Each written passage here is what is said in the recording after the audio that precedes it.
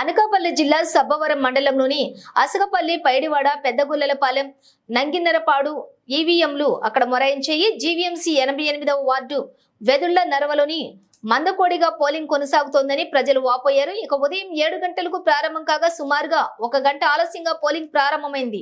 ఈ సందర్భంగా పోలింగ్ జరుగుతున్నటువంటి తీరుపై స్థానికులంతా అసంతృప్తి వ్యక్తం చేశారు.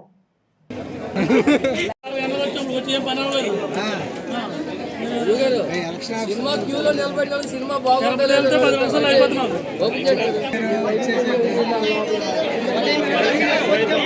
నేను మళ్ళీ వచ్చేది ఏంటంటే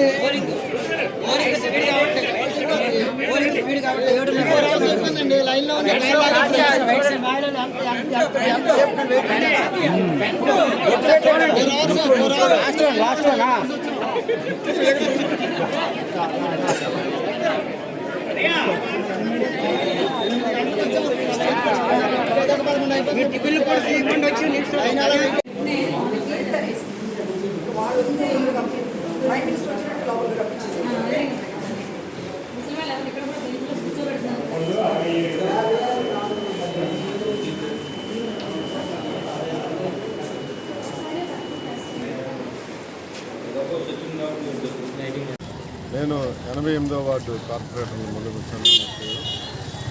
ఏదైతే ఈరోజు యావత్ భారతదేశం మొత్తం మీద ఆంధ్రప్రదేశ్లో జరుగుతున్నటువంటి సారస్వత ఎన్నికల్లో మరి Telugu Desam party, Janasena party, BJP కూటమి ఇద్దరు అధినేతలు కలిసి కూటమిని ఏర్పాటు చేసి రాష్ట్ర వ్యాప్తంగా ఈరోజు మంచి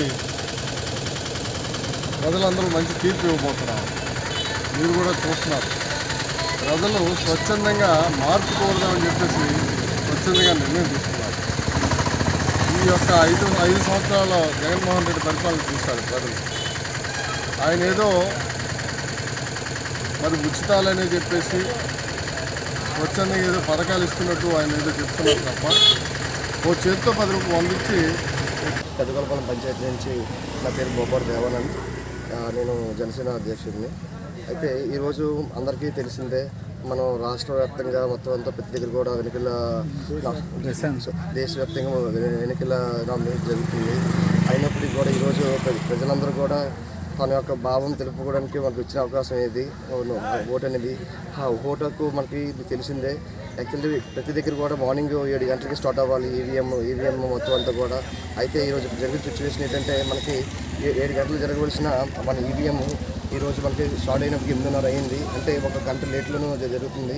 అది దానివల్ల మనకి ఏంటంటే వచ్చిన జనాలు అందరూ ముసలి వాళ్ళు, పెద్దవాళ్ళు చాలామంది ఉన్నారు. అందులో వికలాంగులు కూడా ఉన్నారు. వీళ్ళందరికీ కూడా మనం తగిన సదుపాయం కలిగించలేకపోతున్నారు. ఇక్కడ పెద్దగొల్లపాలెం గ్రామ పంచాయతీ తెలుగుదేశం పార్టీ అధ్యక్షుడిగా పనిచేస్తూ ఉన్నాను.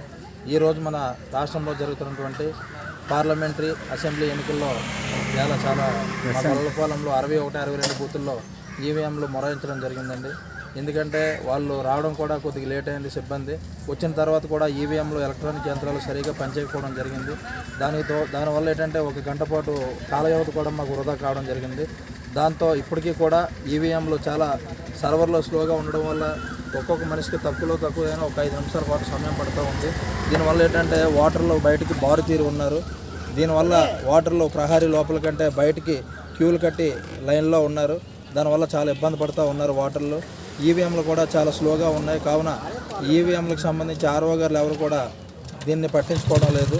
దానికి ఏంటంటే టెక్నీషియన్లు పంపించి మా యొక్క ప్రాసెస్ను పద్ధతిని కొద్దిగా స్పీడప్ చేస్తారని చెప్పి మన ఎలక్ట్రానిక్ మీడియా ద్వారా మన ఎన్నికల అధికారులకి ఆర్ఓ పోలింగ్ ఆఫీసర్లకు అందరికీ కూడా దీన్ని వేగవంతం చేస్తారని చెప్పి నేను మీడియా ద్వారా తెలియజేసుకుంటా ఉన్నాను.